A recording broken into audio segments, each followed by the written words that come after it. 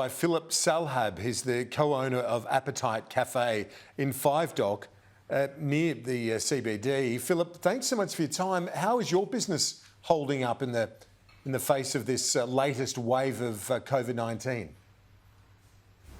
In the latest wave, it's been probably our hardest battle and struggle yet. We hadn't felt it really that much up until this latest wave, but yeah, this one's hit us hard. Would you be benefiting if the government had maintained that financial support like JobKeeper? Do you welcome the fact that New South Wales has got that new program, the JobSaver program, which it's put in place? Is that going to assist? Look, for us, probably not. We opened 4 weeks before the first lockdown in 2020, so our whole business has been built on COVID and lockdowns and restrictions. So we actually don't know where we stand as a business. Our whole business model was thrown out the window pretty much straight away.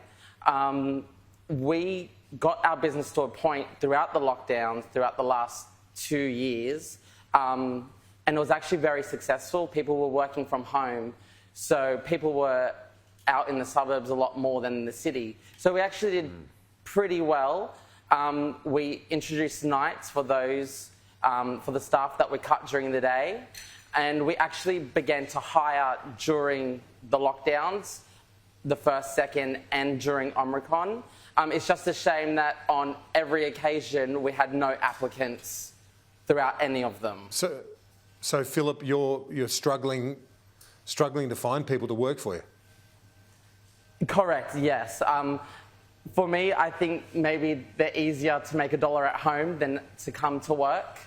I've called in family and friends. My sister, who's a hairdresser, she doesn't know the first thing about hospitality, but bless her, she's learnt the ropes because she couldn't open her salon, so she's come and helped with me. But I just think people enjoy being at home. Money for nothing, really. Phillip Salhab, co-owner of Appetite Café, we wish you all the best with your business there at Five Dock and to anyone nearby. Pop in and thank you. To have a coffee and a bite to eat. Thank you, Phillip. Appreciate it. Let's bring in Ines Willox. He's the Chief Executive of the Australian Industry Group. Does that sort of message from Phillip there resonate with you, Ines, that just can't get workers? Oh, it sure does, Kieran. It's sort of the top of the pops for businesses at the moment, among sort of almost a smorgasbord of issues that they're facing at the moment. But lack of staff shortages, lack of skills, you put all those together, that's a big bucket of the problems that businesses are facing. In parts, it explains why unemployment is low. We just don't have enough people to go around and enough people willing to work. We lost about 200,000 people during the COVID virus from the workforce, and we still got to get them back. So, these are huge problems for business at the moment, along with everything else that they're facing at the moment around sort of business continuity, around the whole issue around rapid tests, isolation, return to work. All of this is playing into the problems business of all sizes are facing at the moment. The Prime Minister got that feedback directly from a business owner in the seat of Reid last night that he met on a walk through the suburbs and said basically that he's struggling to get workers, and the sign of international students returning and that source of labour, he hasn't seen it yet in us. Well, Kieran, that's going to take a while to come through to get international students back and back work ready and being ready to work. We are seeing huge labour shortages at the moment, and you've got to think of this, Kieran, we're sort of missing out on that huge cohort of workers who worked in areas like Phillip's shop and other retail, other hospitality venues, who did shifts, in all parts of the economy. We courier driving and the like. We're missing all of that at the moment, and that's what's biting among many problems. We were quick to turn off the tap to migration, and we're very slow to turn it back on.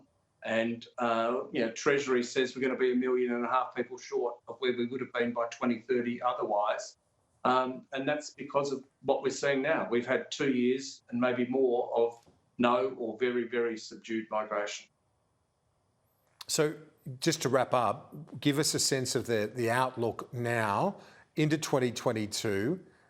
Hopefully, well, beyond the peak, certainly in Victoria and New South Wales, ACT, hopefully elsewhere as well with Omicron. What is the outlook like beyond the labour shortages more broadly? Well, we're going through a rough period at the moment, Kieran. We've had the Omicron peak, we hope, but we're going to see more disruption over the coming weeks as kids go back to school and Omicron maybe peaks again.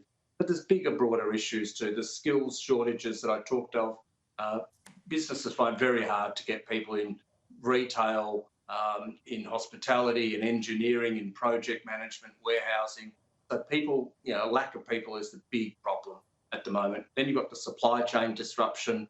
We're hearing of costs increasing for some businesses of up to 50 to 80% in terms of goods they need to get to prepare inputs into bigger goods. That's going to flow through at some point. So inflation is the one to watch, ongoing disruption.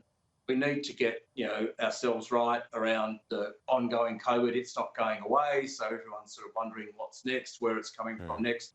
Are we prepared on rats? Have we got ourselves together on isolation rules, testing, and the like?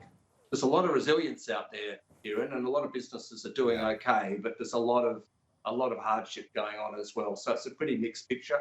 We've probably just come through a summer which was far less optimal than we would have liked, and we've probably seen some contraction. So we've got a fairly low base to build off. Willox from the AIG, thanks as always. Cheers, Kieran. Take care.